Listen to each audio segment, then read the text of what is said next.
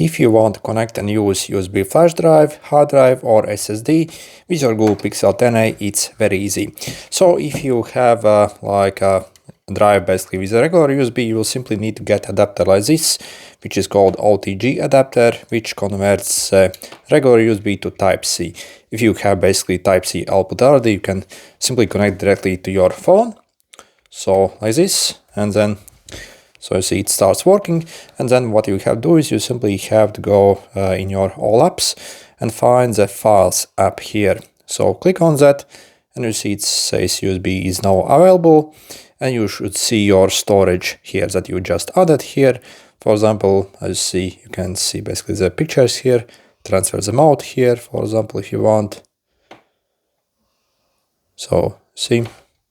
And also, for example, if you want to transfer some documents, pictures or videos to the drive, external one, you simply, for example, go in your images, let's say, and simply select the stuff you want to transfer out. Okay, and click these three dots here, copy or move. So let's click copy and select your drive name here.